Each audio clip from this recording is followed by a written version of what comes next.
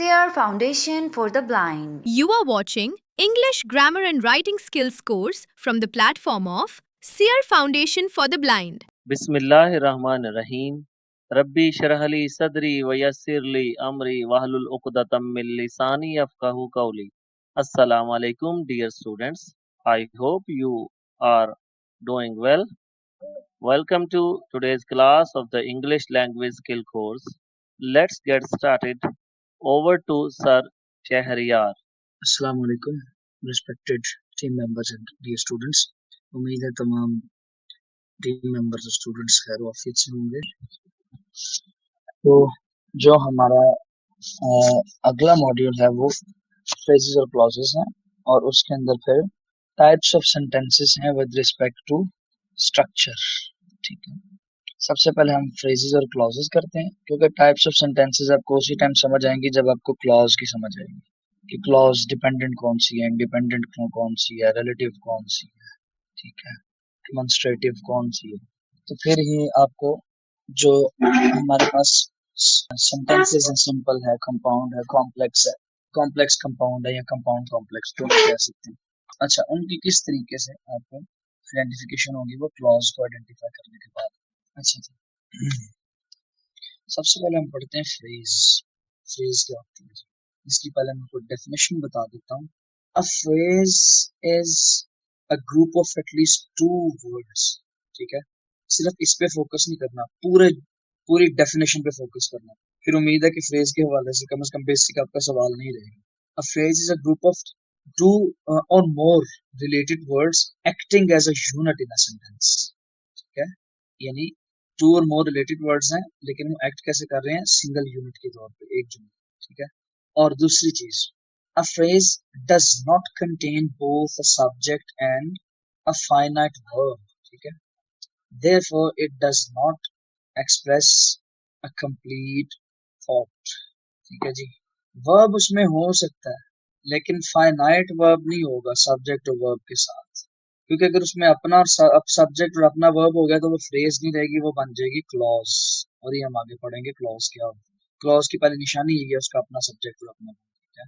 अच्छा जी, मिसाल के तौर पे आपको एक मिसाल देता हूँ। In the classroom, these are this phrase is comprised of 3 words but does not express complete meaning. English भी तोड़ तोड़ के आप लोगों के लिए बोलनी पड़ रही है, ठीक है, ताकि आप लोगों को समझ आ जाए। ठीक है, under the table, very beautiful, after the meeting, to help the poor.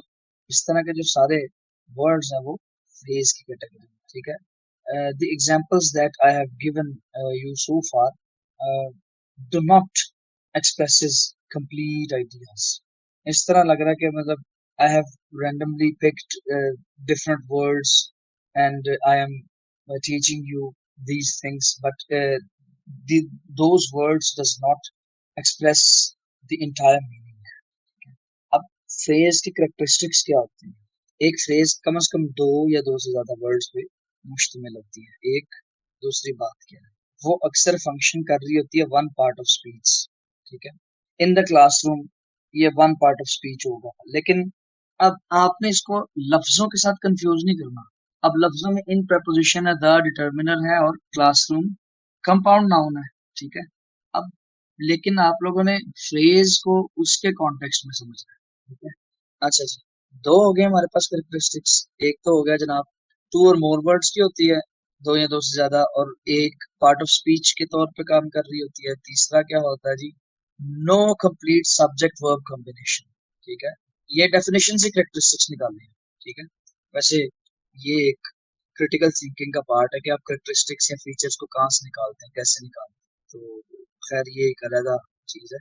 अच्छा, अगला हमारे पास है a phrase cannot stand alone as a complete sentence.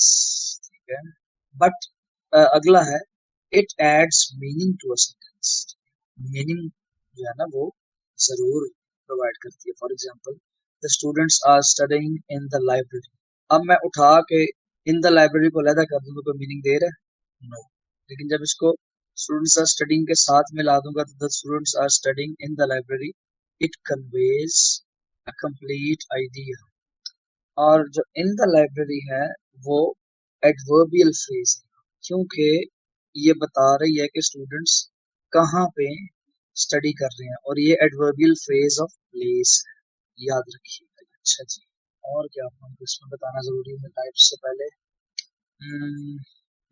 Phrase और क्लॉज का डिफरेंस सिर्फ इतना समझ लें, फ्रेज क्लॉज के अंदर पूरा उसका अपना सब्जेक्ट और वर्ब लास्ट, ठीक है।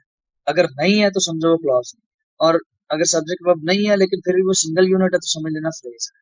क्लॉज में सब्जेक्ट होता है अपना फाइनाइट वर्ब, ये ज़हन में रखना है, इन्फिनिटिव वर्ब नहीं होगा। अच्छा जी, अब हम मेजर टाइप्स फ्रेजेस की देख लेते हैं। अच्छा जी, अब there are 7 major types of phrases. अब उसमें सबसे पहले कौन सी है, लिख लें इसको, बल्कि सारा लेक्चर नोट किया करें। नाउन फ्रेज है, वर्ब फ्रेज है, एडजेक्टिव फ्रेज है, एडवर्ब फ्रेज है, एडवर्बियल फ्रेज भी बोल सकते हैं, ठीक है, वर्बियल फ्रेज भी बोल सकते हैं, वर्ब फ्रेज को, और एडवर्ब फ्रेज को एडवर्बियल फ्रेज, ठीक है। प्रपोजिशनल फ्रेज है, इन्फिनिटिव फ्रेज है, जेरेंट फ्रेज, जेरेंट फ्रेज भी कहते हैं, और इसको पार्टिसिपियल फ्रेज भी बोलते हैं, ठीक है। अब हम एक एक करके इनको देख लेते हैं कि ये क्या बनाए हैं और किस तरह से ये काम करती हैं और कैसे इसको आइडेंटिफाई किया जाए। अच्छा जी, नाउन फ्रेज क्या होता है? Noun phrase is a group of words that functions as a noun. Noun phrase ऐसी होती है कि जो नाउन के तौर पे फंक्शन कर रही होती है, ठीक है। अब उसमें होता क्या है, इट कंसिस्ट्स ऑफ, बल्कि इसको इस तरह कर देते हैं कि it may consist of determiners, determiner, adjectives, noun, modifiers, ठीक है। स्ट्रक्चर इससे क्या होता है, अगर डिटर्मिनर है, determiner plus adjective plus noun, determiner plus adjective plus noun, ये इसका स्ट्रक्चर होगा। एग्जांपल्स देख लेते हैं। द रेड कार, ठीक है, अ क्लेवर स्टूडेंट, ठीक है, दोज ब्यूटीफुल फ्लावर्स, ठीक है, ये सारी जो फ्रेजेस हैं। The tall building, my little brother, ठीक है। अब इसके फंक्शंस देख लेते हैं।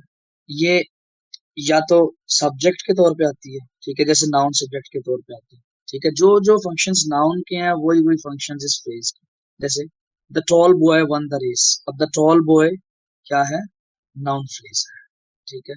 और उसके बाद दूसरी चीज है हमारे पास, ये ऑब्जेक्ट के तौर पे भी आ जाता है। For example, I met an intelligent girl, ठीक है। अच्छा, कॉम्प्लीमेंट के तौर पे भी यानी जहां जहां नाउन आता है ना वहां वहां पे आता है, ठीक है। कॉम्प्लीमेंट भी आ जाता है, जैसे Ali is a hard working student, ठीक है। अब हार्ड वर्किंग स्टूडेंट क्या है, अ hard working student noun phrase है। अब हम आते हैं वर्बियल फ्रेज पे। वर्बियल फ्रेज कौन सी होती है जी?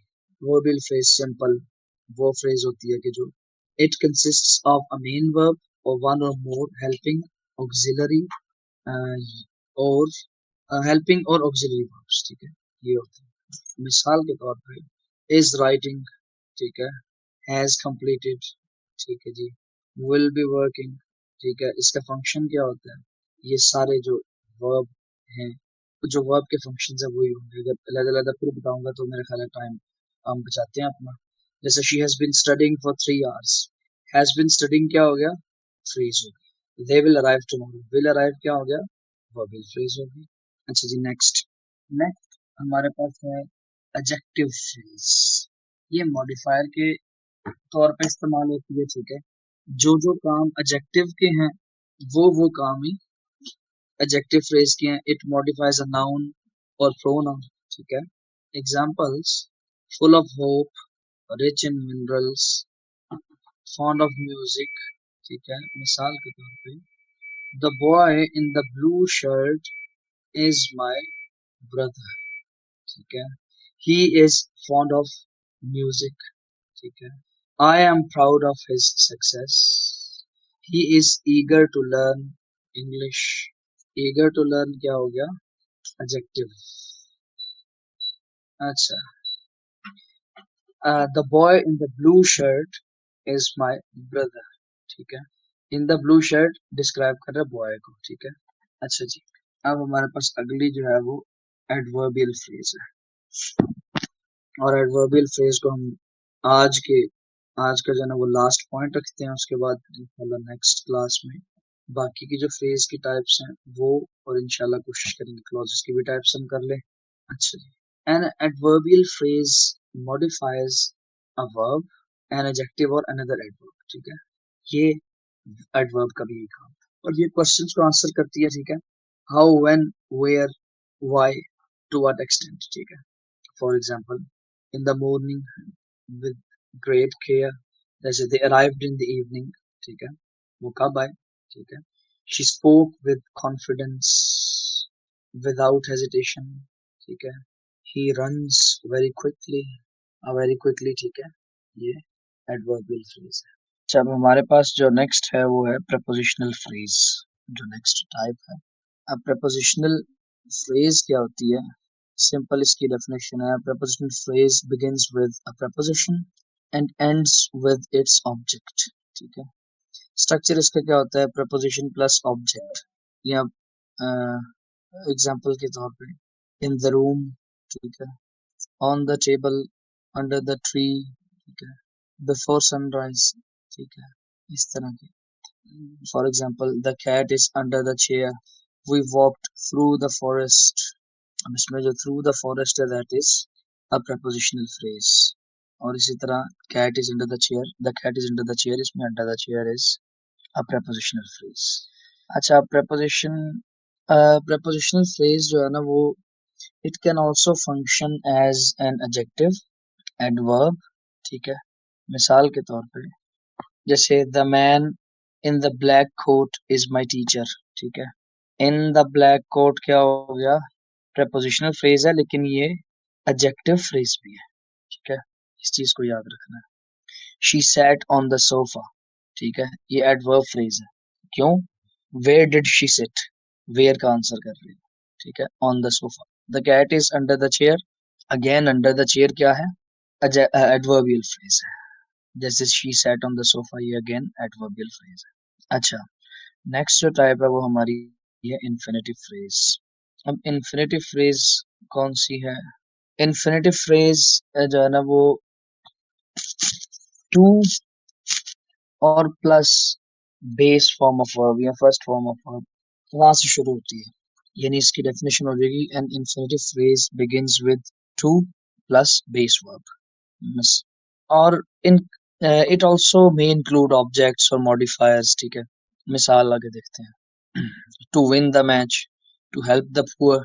ठीक है, to finish the project, to learn English. ठीक है, अच्छा, इसका फंक्शन क्या होता है? It can function as a subject.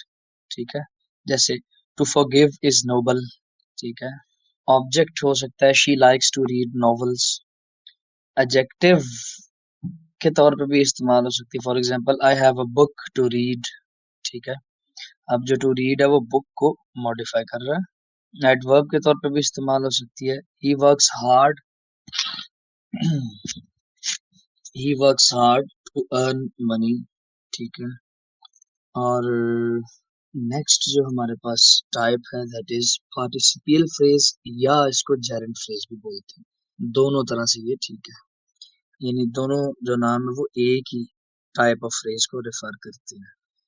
अच्छा, a participle phrase begin with a present participle form of verb.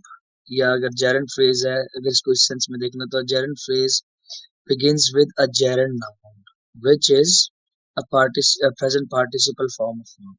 अच्छा, अच्छा, इसमें एक और भी चीज है, अगर आप लोग इसको नोट करें, इसको थोड़ा सा हम मॉडिफाई कर लेते हैं अपने इस टाइप को। अच्छा, पार्टिसिपल फ्रेज में दो चीजें ऐड होती हैं, दो तरह की फ्रेज। एक तो प्रेजेंट पार्टिसिपल जेरेंट फ्रेज भी इसमें होती है, और पास्ट पार्टिसिपल के तौर पे भी इस्तेमाल होती है। जो पास्ट पार्टिसिपल वर्ब है ना, वहां से भी जो फ्रेज स्टार्ट होती है वो भी इसमें ऐड होगी। For example walking along the road. ठीक है, ब्रोकन बाय द स्टोम। ठीक है, दोनों पार्टिसिपल फ्रेज हैं, लेकिन walking along the road gerund phrase है। ठीक है, इसको ज़हन में रखना है। Sitting near the window. ठीक है, जैसे walking along the road I met my friend. ठीक है, ये जेरेंट फ्रेज की एग्जांपल है। The tree fell broken by the wind, या broken by the wind comma the tree fell. ठीक है, अच्छा जी। अच्छा, कुछ कॉमन मिस्टेक्स होती हैं जो स्टूडेंट्स को बताई जाती हैं या वो करते हैं। ये डेफिनेशन गलत है।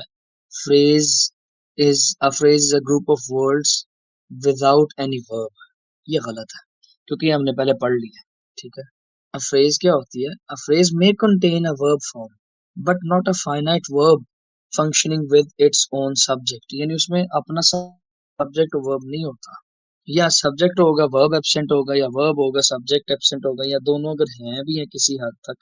पूरी फ्रेज एज अ सब्जेक्ट अगर इस्तेमाल हो रही है लेकिन उस फ्रेज के अंदर अपना सब्जेक्ट और अपना वर्ब और उसका एग्रीमेंट नहीं है। जैसे टू स्टडी इंग्लिश, ये वर्ब तो है इसमें लेकिन फाइनाइट वर्ब नहीं है। अच्छा जी। अच्छा जी, अब हम क्लॉज को देखते हैं, क्लॉज क्या होती है। अच्छा जी, क्लॉज क्या होती है? Clause is a group of words containing a subject and a finite verb.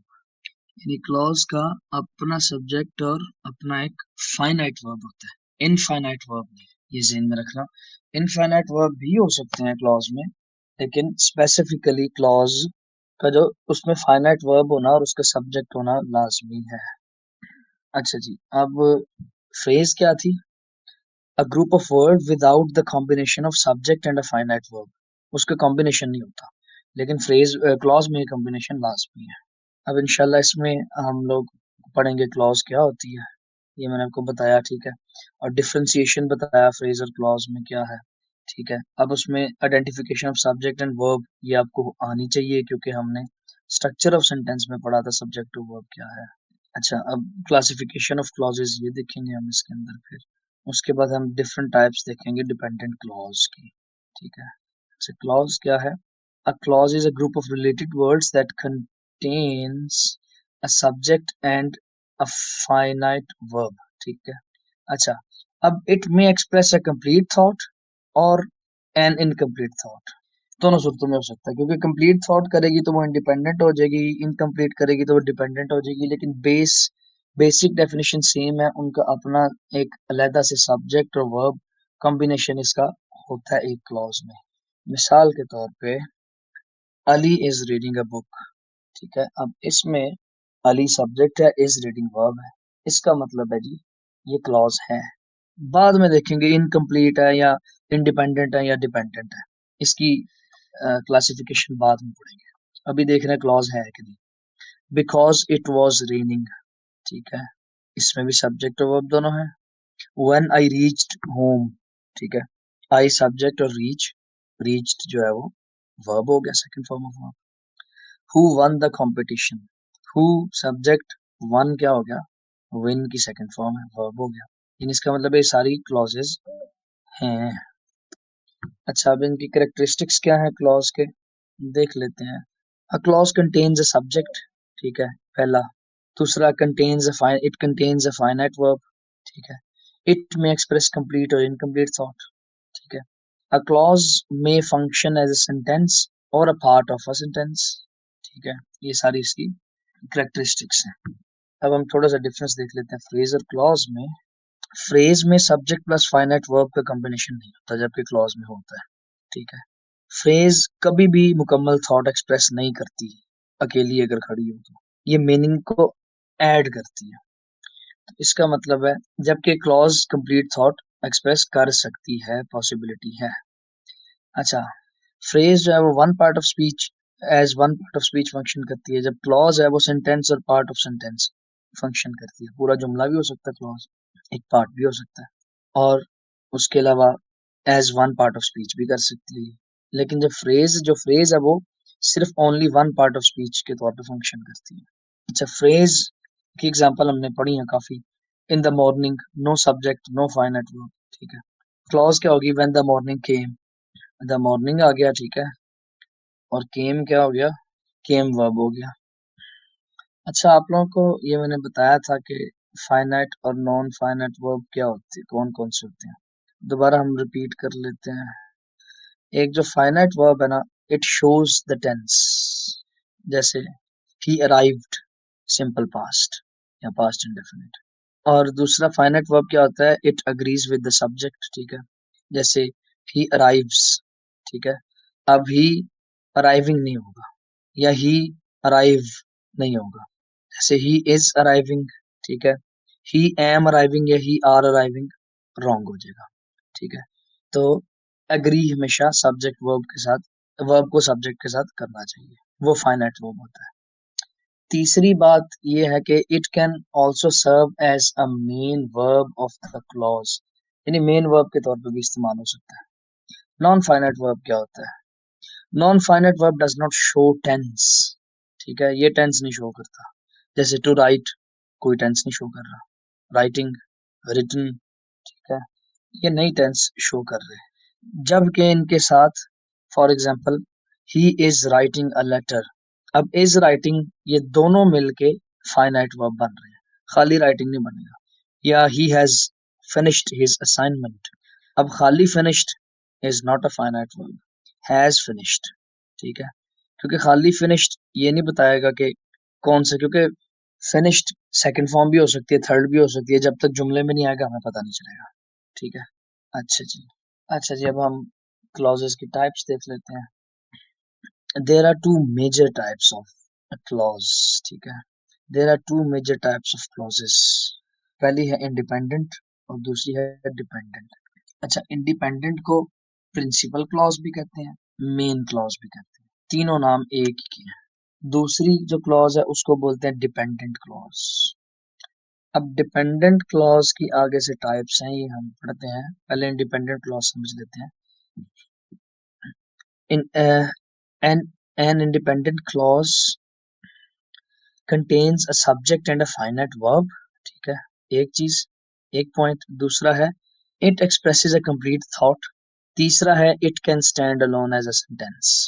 ये तीन कैरेक्टरिस्टिक्स हैं इंडिपेंडेंट क्लॉज की। Examples, Ali is reading, she passed the examination, they will arrive tomorrow, each sentence can stand alone। Dependent clause क्या होती है जी? Dependent clause has a subject and a verb, ठीक है, ये तो कॉमन हो गया ना इंडिपेंडेंट में, डिपेंडेंट में भी है। It contains a subject and a finite verb but, ठीक है, but it does not express a complete thought, एक चीज, क्योंकि कंप्लीट थॉट नहीं है, therefore it can not stand alone as a complete sentence. बात खत्म होगी। यानी इंडिपेंडेंट क्लॉज वो है जिसको एक डिपेंडेंट क्लॉज की जरूरत पड़ती है अपना मानी मुकम्मल करने के लिए। For example, because he was ill, इसका कोई कंप्लीट मीनिंग नहीं है। ऑल्दो शी वर्कड हार्ड, पूरा जुमला कर सकते हैं, although she worked hard, comma, she is unable to pass the exam. अब she is unable to pass the exam, इसको ऑल्दो शी वर्कड हार्ड को निकाल दो, she is unable, she was unable to pass the exam, इसको कर लो जी। Although she worked hard, वैसे शी इज अनेबल भी ठीक है, वो सिचुएशनली वर्कड हार्ड के साथ पास्ट और प्रेजेंट का कॉम्बिनेशन, लेकिन हम इसको कंफ्यूजिंग नहीं करते। Although she worked hard, she was unable to pass the exam.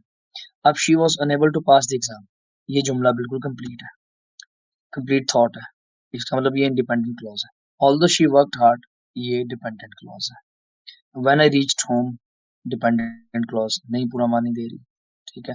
If you study sincerely, नहीं पूरा मानी, if you study sincerely you will pass the exam, you will pass the exam, खाली इसको देख लें, ये कंप्लीट है, इसका मतलब वो इंडिपेंडेंट क्लॉज है। और if you study sincerely dependent clause है। Complete sentence, we postponed the meeting because Ali was absent. अब we postpone the meeting, independent clause, because Ali was absent, dependent clause, ठीक है। अब हम जो डिपेंडेंट क्लॉज है उसकी टाइप्स देख लेते हैं। अच्छा, there are several types of dependent clause, जैसे कि नाउन क्लॉज है, एडजेक्टिव क्लॉज है, एडवर्ब क्लॉज है, रिलेटिव क्लॉज है, सबऑर्डिनेटिंग क्लॉज है।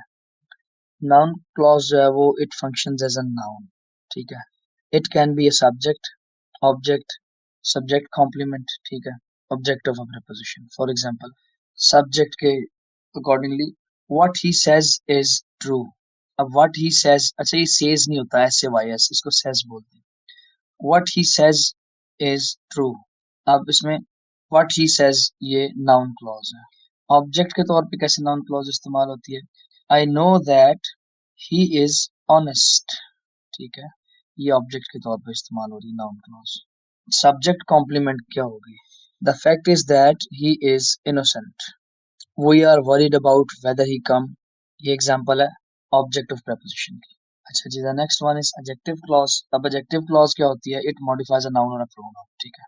मिसाल के तौर पे, अच्छा सॉरी, उससे पहले एक कॉमन इंट्रोड्यूसर्स आप लोगों को बता देता हूँ जो नाउन क्लॉज में इस्तेमाल होते हैं। That, what, who, whom, whoever, ठीक है, whatever, whether, if, why, how, ठीक है। इसी तरह एडजेक्टिव क्लॉज में इसकी डेफिनेशन मैंने को बताई है, इट मॉडिफाइज अ नाउन और अ प्रोनाउन, ठीक है। ये रिलेटिव प्रोनाउंस, इसको रिलेटिव क्लॉज भी कहा जाता है। ये रिलेटिव प्रोनाउन से स्टार्ट होती है, for example who, whom, whose, which, that। Relative adverb से स्टार्ट हो सकती है, where, when, why। एग्जांपल्स के तौर पे देख लेते हैं, the boy who won the race is my cousin. अब हु वन क्या है? Who won, who won the race, ये जो क्लॉज है ये हमारे पास डिपेंडेंट क्लॉज है और एडजेक्टिव रिलेटिव क्लॉज है। I bought the book that you recommended, ठीक है, ये बुक को मॉडिफाई कर रहा है, दैट यू रिकमेंडेड, ठीक है। This is the place where I was born, इसका क्या मतलब है कि ये, sorry, this is the place where I was born, यहाँ पे अगेन एडजेक्टिव फ्रेज है ये, क्योंकि प्लेस को मॉडिफाई कर रही है। अच्छा, जो थर्ड टाइप हमारे पास है दैट इज एडवर्बियल क्लॉज या एडवर्ब क्लॉज। एडवर्ब क्लॉज की वही डेफिनेशन है जो एडवर्ब फ्रेज की थी या जो सिंपल एडवर्ब की थी, लेकिन सिर्फ फर्क इसमें ये आ जाएगा कि वो क्लॉज होगी। An adverb clause modifies a verb, an adjective और एन अनदर एडवर्ब, ठीक है। अब ये क्या क्या बताएगी? टाइम यानी adverb of time, adverb of place, ठीक है। फिर उसके बाद हमारे पास reason, condition, purpose, concession, comparison, result, manner, ठीक है, ये सारी चीजें बताएं। मिसाल के तौर पे, when the bell rang the students left, ठीक है, ये टाइम को शो कर रही है, यानी जैसी बेल बजी, रैंग, ठीक है, वर्ब को मॉडिफाई कर रही है ना। अच्छा जी, दूसरा, we stayed inside because it was raining, यानी हम अंदर ही बैठे रहे या अंदर ही रुके रहे। रुकना, रुकने को मॉडिफाई कर रहे हैं ना, क्यों रुके रहे, ठीक है, ये रीजन दे रही है, ठीक है, क्योंकि वाई को आंसर कर रही है। कंडीशन क्या हो सकती है? If you work hard you will succeed, कि तुम कामयाब हो जाओगे, कामयाब होना, ठीक है, ये रीजन को, अगर मेहनत करोगे, reason, sorry, condition, not reason, condition. Purpose क्या हो सकता है जी? he works hard so he may succeed, ये पर्पस की एग्जांपल है। Concession, although he was tired he continued working, she sings as if she were a professional singer, ये हमारे पास कंपैरिजन की एग्जांपल है। रिजल्ट की क्या एग्जांपल होगी? he was so tired that he fell asleep immediately। अच्छा जी, उसके बाद हम देखते हैं नेक्स्ट टाइप, सबॉर्डिनेट क्लॉज है नेक्स्ट, जो कि सबॉर्डिनेट, अच्छा वो जो हमने पढ़ा ना उसको सबॉर्डिनेट क्लॉज भी कहा जा सकता है, जो सबॉर्डिनेटिंग कंजंक्शन के साथ स्टार्ट होती है। जैसे for example, because it was raining, जैसे we stayed inside because it was raining. अब बिकॉज से स्टार्ट हो रही है तो एडवर्ब क्लॉज भी है, लेकिन इसके साथ साथ ये सबॉर्डिनेटिंग क्लॉज भी है। और रिलेटिव क्लॉज वो होती है जो रिलेटिव नाउन के साथ शुरू होती है, जैसे हु, रिलेटिव प्रोनाउन के साथ, सॉरी, हु, whom, that, ये दैट तो सॉरी डेमोन्स्ट्रेटिव है, ये डेमोन्स्ट्रेटिव क्लॉज हो जाएगी। हु रिलेटिव है, ठीक है। इसके बाद जो दैट, इस तरह के जो क्लॉजेज हैं वो सबऑर्डिनेटिंग क्लॉज भी होती है। अच्छा जी, अच्छा जी, अब हम जो सेंटेंसेस की टाइप्स हैं विद रिस्पेक्ट टू स्ट्रक्चर वो पढ़ेंगे, क्योंकि इसको मैंने इस मॉड्यूल में इंक्लूड किया था। उसकी वजह थी कि इसके लिए आपको क्लॉजेस को समझना बहुत जरूरी था। अब चूंकि हम क्लॉजेस पढ़ चुके हैं, इंडिपेंडेंट क्लॉज कौन सी होती है, डिपेंडेंट क्लॉज कौन सी होती है, ठीक है, वगैरह वगैरह। अब हम इन सेंटेंसेस को देखते हैं, इनके टाइप्स उनको हम पढ़ते हैं। अच्छा जी, अब basically there are four major structural types of sentences. इसमें सबसे पहले simple sentence है, फिर compound sentence, and the third one is complex sentence, and the fourth one is compound complex sentence. Okay, uh, simple sentence हम देख लेते हैं पहले. A simple sentence contains only one independent clause. यानी दूसरे मानों में एक independent clause जब अकेली है तो वो जुमला है. अच्छा, लेकिन a simple sentence may consist of compound subject. अब compound subject क्या होता है मैंने बताया है, मजीद तफसील की जरूरत नहीं है. A compound verb और a compound object, ठीक है, but it has only one independent clause. ये चीज ध्यान में रखना. Example: Ali is reading a book. The children are playing. We enjoyed the picnic. She sings beautifully. The old man lives alone. ठीक है, ये भी होगा कि Ali and his friends are going to the party. अब Ali and his friends, इसको आप लोगों ने ये नहीं समझना कि ये जनाब अलहदा क्लॉज हो गई है, ठीक है. जैसे Ali and Ahmed play football, ये सिंपल सेंटेंस है क्योंकि इसमें वन फाइनाइट वर्ब है, ठीक है. अब कॉम्पाउंड वर्ब भी हो सकता है, जैसे Ali washed the car and cleaned the garage, ठीक है. अब इसमें सब्जेक्ट एक ही है लेकिन वर्ब दो हैं, तो इसका मतलब है कि ये कंपाउंड वर्ब है इसमें, लेकिन सिंपल सेंटेंस की एग्जांपल है. कंपाउंड ऑब्जेक्ट की एग्जांपल देख लेते हैं. She bought a laptop and a printer, ये भी सिंपल है. दूसरी टाइप हमारे पास है कंपाउंड सेंटेंस. कंपाउंड सेंटेंस कौन सा होता है जी?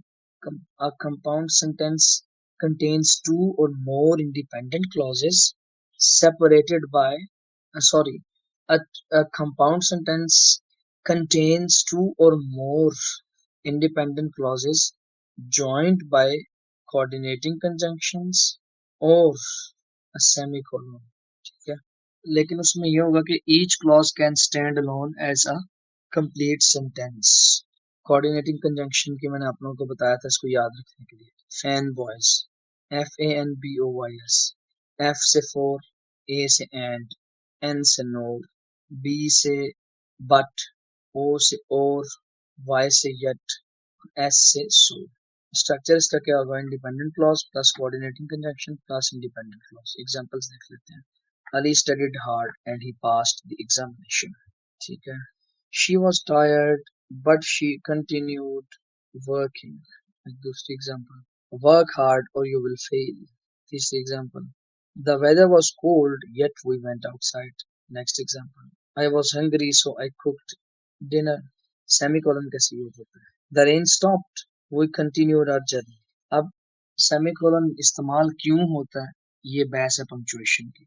ये भी मैं यहाँ पे नहीं कर रहा इसलिए क्योंकि कॉन्टेक्स्ट पर खराब होगा. अच्छा जी, आगे हम जल्दी से कॉम्प्लेक्स और कंपाउंड कॉम्प्लेक्स सेंटेंस पढ़ते हैं और फिर हम क्वेश्चंस के लिए फोरम ओपन छोड़ते हैं क्योंकि मैं चाह रहा हूँ कि ये कंप्लीट हो जाए ताकि हम इसको टाइमली कोर्स को कवर कर सकें. ओके, अच्छा जी. A compound complex a compound sentence, a complex sentence consists of one independent clause and one or more dependent clauses. कैसे? I stayed at home because it was raining. इसका मतलब है कि ये compound complex sentence की example है क्योंकि इसमें एक इंडिपेंडेंट और एक डिपेंडेंट क्लॉज इस्तेमाल है. When the bell rang, the student left the classroom. ये मैंने पहले भी जुमला बताया. If you work hard, you will succeed. ये पहले भी जुमला बताया, ठीक है. I know that he is honest, ठीक है, noun clause के साथ, ठीक है. The boy who won the race is my cousin. ये पुरानी एग्जांपल्स बता रहा हूँ आप लोगों को. ये सारी कॉम्प्लेक्स सेंटेंस की एग्जांपल्स हैं. आगे हमारे पास आता है compound complex. Compound complex sentence में कम से कम दो इंडिपेंडेंट क्लॉजेस और कम से कम एक डिपेंडेंट क्लॉज हो, फिर वो कंपाउंड कॉम्प्लेक्स बनता है. यानी कंपाउंड और कॉम्प्लेक्स का मिक्सचर, ठीक है. एक से ज्यादा भी डिपेंडेंट क्लॉजेस हो सकते हैं लेकिन कम से कम दो इंडिपेंडेंट और एक डिपेंडेंट क्लॉज. अच्छा, Ali studied hard and he passed the examination because he prepared well. या Ali studied hard and he passed the examination because he managed it efficiently. Ali studied hard, independent clause. He passed the examination, independent clause. Because he prepared well, dependent clause. अच्छा जी, ये जो अब structure को identify कैसे करना है sentence के, और उसको सेंटेंस की टाइप को कैसे आइडेंटिफाई करना है। सबसे पहले इंडिपेंडेंट क्लॉज को काउंट करना है, फिर डिपेंडेंट क्लॉज को काउंट करना है, फिर अप्लाई करना है। जैसे फॉर एग्जांपल, अगर तो एक इंडिपेंडेंट क्लॉज है तो क्या होगा, सिंपल। और अगर दो इंडिपेंडेंट क्लॉजेस हैं बस, और कंजंक्शंस कोऑर्डिनेटिंग कंजंक्शन या सेमीकोलन के साथ है तो क्या होगा, कंपाउंड सेंटेंस। और अगर एक डिपेंडेंट और एक इंडिपेंडेंट है कम से कम, या एक इंडिपेंडेंट और एक से ज्यादा डिपेंडेंट क्लॉजेस हैं तो कॉम्प्लेक्स सेंटेंस हो गया। और अगर दो इंडिपेंडेंट क्लॉजेस हो गई हैं और कम से कम एक डिपेंडेंट क्लॉज है तो इसका मतलब है कि फिर वो कंपाउंड सेंटेंसेस हो। चलें स्टूडेंट्स के लिए अब क्वेश्चन आंसर सेशन के लिए फॉर्म को ओपन कर दीजिए। जी एक्सेस है स्टूडेंट्स, और जैनब फातिमा आप अपना क्वेश्चन कीजिए। अस्सलाम वालेकुम सर, मेरे मल्टीपल क्वेश्चन हैं। फर्स्ट क्वेश्चन तो ये है कि जेरंड फ्रेज की एक एग्जांपल आप प्लीज मुझे दे दें। Walking along the road I met my friend. Walking along the road जो है that is an example of gerund phrase और पार्टिसिपल फ्रेज। जी एक अगर आप एग्जांपल दे दें क्लॉज की और एक फ्रेज की, मुझे डिफरेंस पता चल जाएगा। फॉर एग्जांपल जैसे फ्रेज है इन द क्लासरूम, ठीक है। अब क्लॉज है ही वर्क्स, ठीक है। अब ही सब्जेक्ट है, वर्क्स उसका पूरा अपना एक फाइनाइट वर्ब है, ठीक है। ओके, और सर दी सेंटेंस और क्लॉज में भी डिफरेंस होगा? इंडिपेंडेंट क्लॉज एक कंप्लीट सेंटेंस ही होता है, ठीक है। जबकि डिपेंडेंट क्लॉज एक दूसरी होती है, वो that clause can not stand alone, ठीक है। Okay sir, and next question के जो फ्रेज है प्रपोजिशनल फ्रेज, और इस तरह हमने डिफरेंट पढ़े कि वो दूसरी कैटेगरी में भी फॉल करते हैं, क्लॉज में भी पढ़ा था। तो अगर हम ये क्वेश्चन लिखें तो हम क्या लिखें, इसे कौन से मतलब कौन सा वाला ज्यादा प्रेफर करना चाहिए? ज्यादा प्रपोजिशनल फ्रेज को ही प्रेफर करना है आपने। अगर क्वेश्चन में आ जाता है ना, कंफ्यूजिंग आ जाता है। वैसे तो इस तरह कोई समझदार बंदा देगा नहीं। जैसे for example the cat is under the chair, ये एग्जांपल है एक आपको, और इसमें आपको कहें जी कि इसमें जो फ्रेज इस्तेमाल हो गया है ऑप्शंस आ जाए, प्रपोजिशनल है, एडजेक्टिव है, एडवर्ब है, ठीक है, या नाउन, या फॉर एग्जांपल इन्फिनेटिव है। अब इसमें ये प्रपोजिशनल भी है और एडवर्बियल भी है, लेकिन आपने इसको प्रपोजिशनल में फॉल करना है। लेकिन कोई प्रपोजिशनल और एडवर्बियल इकट्ठी दे के, दोनों इकट्ठी एग्जांपल्स अगर उसमें इकट्ठी ऑप्शंस अगर दे देता है तो ये बेवकूफ़ी हो जाएगी। लेकिन अगर ऐसा होता है तो आप लोगों ने प्रपोजिशनल करना। ओके सर, और सर लास्ट क्वेश्चन ये है कि हमारा ये या फिर मॉड्यूल ये कौन भी सा हो चल सकता रहा है है? Prepositional A, prepositional B, adverbial C, both A and B. उस सूरत में आपने बोथ ए एंड बी को सेलेक्ट करना है डिपेंडिंग अपॉन द कॉन्टेक्स्ट, ठीक है। क्योंकि the cat is under the chair, इसमें जो अंडर द चेयर है ना, वो दोनों एडवर्बियल भी हैं और प्रपोजिशनल भी है। जी ओके सर, नेक्स्ट ये कि क्योंकि मैं नोट्स बना रही हूँ मॉड्यूल के हिसाब से, तो ये हमारा मॉड्यूल कौन सा चल रहा है? 7 आई थिंक, 6 और दूसरा ये 6, और ये खत्म हो गया आज क्या? जी okay, thank you sir, that's all. Okay जी, उबैदुर रहमान। अस्सलाम वालेकुम, मेरी आवाज़ आ रही है? जी वालेकुम। अच्छा, मैंने ये पूछना था, सबसे पहला क्वेश्चन तो ये कि इनफाइनाइट और फाइनाइट वर्ब आपने टाइप्स के लिहाज से तो इस तरह नहीं पढ़ाई थी कि कोई मेन टाइप होती है, तो ये एक दफ़ा बता दें, क्लियर कर दें कि क्या मतलब है इनसे। बेटे ये स्ट्रक्चर के अकॉर्डिंगली है, इनफाइनाइट और फाइनाइट, ये उस तरह से इनफाइनाइट मैंने टाइप बताई थी, ठीक है। आप अगर नोट्स बनाए होंगे आप पिछले लेक्चर जी, में चेक वो करो, तो थी। ठीक है। उसके अलावा जितने भी सारे वर्ब्स हैं वो फाइनाइट है, अगर वो सब्जेक्ट और वर्ब के साथ अपने सब्जेक्ट के साथ एग्री कर लेंगे, ठीक है। अच्छा, तो एक और मेरा ये क्वेश्चन था, ये जो प्रपोजिशनल फ्रेज है ये आपने बताया कि ये एडवर्ब के तौर पे भी फंक्शन करती है और एडजेक्टिव के तौर पे भी, तो ये इनके मतलब नाम डिफरेंट है और इनके फंक्शंस ये हैं, इसका मतलब है जी इसी तरह है क्या? आप फ्रेजेस की टाइप्स को इस तरह से क्लासिफाई कर लें कि एक तो फ्रेजेस की टाइप्स हैं विद रिस्पेक्ट टू फंक्शन, वो है 3। जेरेंट फ्रेज है या पार्टिसिपियल फ्रेज, ठीक है। पार्टिसिपियल फ्रेज, प्रपोजिशनल फ्रेज और इन्फिनेटिव फ्रेज। लेकिन इसका जो ये और तरह से जब जुमले के स्ट्रक्चर में आएंगे तो उसके अकॉर्डिंगली जो ये फंक्शन कर रहे होंगे वो डिफरेंट है, वो नाउन है, एडजेक्टिव है, एडवर्ब है, वर्बियल फ्रेज है। ठीक है ओके। जी। अच्छा, नेक्स्ट। और एक मेरा ये क्वेश्चन जी जी। था कि जो अभी हमने क्लॉज पढ़ी हैं इनके अंदर डिपेंडेंट और इंडिपेंडेंट क्लास का मुझे नहीं समझ लगी कि क्या है। ये क्या सिर्फ जो अगर पीछे बिकॉज या ऐसे कोई लफ्ज लगे होंगे तो हमें उसी से समझ लगे कि ये डिपेंडेंट जी, क्लॉज है, इंडिपेंडेंट क्योंकि क्लॉज ना दो तरह से समझ आएगी आपको, या वो रिलेटिव वर्ड्स के साथ होगी, ठीक है, जैसे हु, व्हाट, दैट, ठीक है, इस तरह के लफ्जों के साथ, ठीक है, व्हेन, वेयर, या फिर दूसरी जो है वो होगी सबऑर्डिनेटिंग कंजंक्शंस के साथ, बिकॉज, ऑल्दो, दो, इफ, ठीक है, वो मैंने सबऑर्डिनेटिंग कंजंक्शंस आप लोगों को पढ़ाई थी पार्ट्स ऑफ स्पीच में। Okay sir. हाँ, ओके इन जी। दो तरह से आप कर लें इसको आइडेंटिफाई। जी नेक्स्ट। सखावत अली जवाद। जी अस्सलाम वालेकुम सर। वालेकुम सलाम।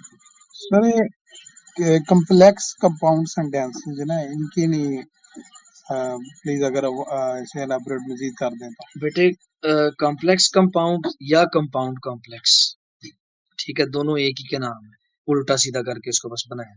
तो कंपाउंड कॉम्प्लेक्स जो है उसमें दो इंडिपेंडेंट क्लॉजेज आती हैं, और कम अज कम की बात करो, कम अज कम दो इंडिपेंडेंट क्लॉजेज होनी चाहिए और एक डिपेंडेंट क्लॉज होनी चाहिए, कम अज कम, ठीक है। तो उस सूरत में ये बनेगा ये कंपाउंड कॉम्प्लेक्स सेंटेंस। एग्जाम्पल के तौर पे मैंने आपको बताया था, Ali studied hard and he passed the exam because he managed the time efficiently. अब इसमें Ali studied hard और he passed the exam, ये दोनों इंडिपेंडेंट क्लॉजेज हैं, और बिकॉज से जो स्टार्ट हो रही है दैट इज डिपेंडेंट क्लॉज। तो ये कंपाउंड कॉम्प्लेक्स की एग्जाम्पल। ये जो नाउन फ्रेज है और एडजेक्टिव फ्रेज है, इन दोनों में कंफ्यूजन है थोड़ी सी, ये क्लियर कर दें प्लीज। अच्छा जी, नाउन फ्रेज बेटे आपने प्लेसमेंट ढूंढनी है, ठीक है। Noun phrase as a noun use हो रही होती है, ठीक है, जैसे Ali is a hard working student. अब ये तो इसको आप लोग कॉम्प्लीमेंट भी कह सकते हैं, ठीक है, ये एडजेक्टिव फ्रेज भी हो सकती है क्योंकि इट इज अ कॉम्प्लीमेंट। लेकिन चूंकि एडजेक्टिव फ्रेज इसको हम इसलिए नहीं मानेंगे क्योंकि इसके साथ आ लग गया, और ये ज़हन में रखिएगा जिस बी फ्रेज में डिटर्मिनर होगा वो फ्रेज नाउन फ्रेज मानी जाएगी, ठीक है। जबकि जो एडजेक्टिव फ्रेज है ना वो मॉडिफाई करेगी नाउन को या प्रोनाउन को, ठीक है। मिसाल के तौर पे Pakistan is rich in minerals, ठीक है। अब रिच इन मिनरल्स पाकिस्तान को मॉडिफाई कर रहा है, ठीक है, पाकिस्तान की वो क्वालिटी बता रहा है, ठीक है।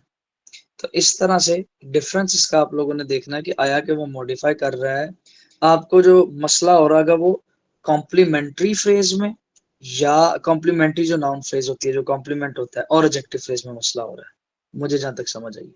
तो उस चीज को बस ये सर वो फर्क रखना है जी। इसमें ना मुझे लाइक जैसे इंटेलिजेंट बॉय है, हम्म, अब मैं तो ये एडजेक्टिव फ्रेज को ये समझ रहा था कि जिसमें एडजेक्टिव यूज हो फ्रेज के अंदर उसको एडजेक्टिव फ्रेज कहेंगे। नहीं नहीं नहीं नहीं, ये आप इस चीज को बिल्कुल अपने ज़हन से निकाल दें। अब एन इंटेलिजेंट बॉय ये बेसिकली नाउन फ्रेज है, ये एडजेक्टिव फ्रेज नहीं है। आप उस चीज से बाहर निकले ना, वो जो लफ्जों से, ठीक है, लफ्जों को एक एक लफ्ज को पार्ट ऑफ स्पीच की कैटेगरी में फॉल करना वो एक अलहदा चीज है, फ्रेजेस को फॉल करना ये एक दूसरा कॉन्सेप्ट है, इसमें डिफरेंस समझो, ठीक है। ये नहीं कि जिसमें एडवर्ब आ रहा है, ठीक है, वही एडवर्ब फ्रेज है, जिसमें एडजेक्टिव आ रहा है वही एडजेक्टिव फ्रेज है, ठीक है। अब अ हार्ड वर्किंग स्टूडेंट, ठीक है, एडजेक्टिव हो भी सकते हैं, ठीक है, नाउन फ्रेज में भी एडजेक्टिव हो सकते हैं, ये मैंने आप लोगों को बताया था, और नाउन फ्रेज का मैंने पूरा स्ट्रक्चर भी बताया जी। नेक्स्ट। ओके जैन फातिमा, आप क्वेश्चन पूछिए, इसके बाद लास्ट क्वेश्चन हम लेंगे इस दौरान अगर किसी का हैंड रेज होता है। जी अस्सलाम वालेकुम सर, मेरे दो और क्वेश्चंस हैं। एक जी ये जी। कि पिछले लेक्चर में आपने ऑप्टेटिव सेंटेंसेस पढ़ाए थे हाँ, उसके ऑप्टेटिव सेंटेंसेस जी, उस बारे में आपका क्या सवाल है ऑप्टेटिव सेंटेंसेस के बारे में? उनकी डेफिनेशन एक बार बता दिए। ओके, ऑप्टेटिव जो सेंटेंसेस होते हैं ना, ये मैंने आपको पढ़ाए थे with respect to direct indirect. Optative sentences जो है ना वो एक्सप्रेस करते हैं विश को, प्रेयर को, होप को, या ब्लेसिंग को, या कर्स को, या फिर स्ट्रॉन्ग डिजायर्स को। जैसे लॉन्ग लिव पाकिस्तान, ठीक है, इस तरह की जो चीजें हैं ना उसको ये, या फिर एग्जाम्पल के तौर पे सॉरी विश अगर कोई करनी, ठीक है, I wish she could come with us, ठीक है, इस तरह के जो जुमले हैं वो ऑप्टेटिव सेंटेंसेस होते हैं। ओके सर, सेकंड क्वेश्चन ये था कि ये जो हमने सेंटेंसेस आज पढ़े हैं इन्हें हमने विद रिस्पेक्ट टू फंक्शन पढ़ा है। With respect to structure. Okay, और जो भी हमने पहले सेंटेंसेस पढ़ी की टाइप्स पढ़ी थी वो भी रिस्पेक्ट टू स्ट्रक्चर थी। वो विद रिस्पेक्ट टू फंक्शन थी, जो डिक्लेरेटिव थी, एक्सक्लेमेटरी, इंपेरेटिव वगैरह वगैरह। आई सी, थैंक यू सर। और सर जो हमने मॉड्यूल 5 पढ़ा था दैट वाज एक्टिव पैसिव 6 यानी direct indirect and clauses phrases का एक ही वो है मॉड्यूल। नहीं, मॉड्यूल 5 डायरेक्ट इनडायरेक्ट था। ओ आई सी, ओके, वो उधर क्या कहते हैं जो हमारा टेस्ट था उसमें लिखा हुआ था, that is why I got confused. Thank you sir. Okay, Ubaidur Rahman, अब अपना क्वेश्चन पूछिए। अच्छा सर, आपने जिस तरह बताया कि डिपेंडेंट क्लॉज के लिए रिफ्लेक्सिव प्रोनाउन और सबऑर्डिनेटिव कंजंक्शन का देख सकते हैं हम, उसी तरह जो इंडिपेंडेंट क्लॉज जो दरमियान में आ रही है उसके लिए क्या यूज होगा, उसे आइडेंटिफाई। बेटे डिपेंडेंट क्लॉज के लिए रिफ्लेक्सिव प्रोनाउन का नहीं बताया मैंने, जी, मैंने रिलेटिव प्रोनाउन का बताया। हाँ रिलेटिव, सॉरी। इसको कंफ्यूज नहीं करना, क्योंकि रिफ्लेक्सिव प्रोनाउन बहुत डिफरेंट होते हैं। उनका तो इन सेंटेंसेस की टाइप्स के अगर बात की जाए, स्ट्रक्चरल टाइप्स के, तो रिफ्लेक्सिव प्रोनाउंस कर लेना देने को नहीं है। जी सर। तो इंडिपेंडेंट क्लॉज के लिए सिंपल आप देख सकते हैं कि वो जो पूरा दे रहा है, ठीक है, मानी अलहदा अगर उसको लेके जाएं तो, या वो अगर दो इंडिपेंडेंट क्लॉजेज हैं तो वो किसी भी कोऑर्डिनेटिंग कंजंक्शन के साथ उनको ज्वाइन किया जाएगा, या सेमीकोलन के साथ। अगर कोई बट के साथ जुड़ी हुई हो तो वो भी तो कोऑर्डिनेटिंग। बट बेटे, बट कोऑर्डिनेटिंग कंजंक्शन है ना, तो बट के साथ जो दो क्लॉजेस जुड़ी होंगी वो यकीनन इंडिपेंडेंट होंगी। Okay. Thank you for joining. Stay safe and see you tomorrow. Allah Hafiz. Thanks for watching. Seer Foundation is committed to find employment and entrepreneurship opportunities through research and skill development for the people with blindness. For more details, visit our website blindseer.org. blindseer.org. Email us at contact@blindseer.org. WhatsApp us at 03705307085085.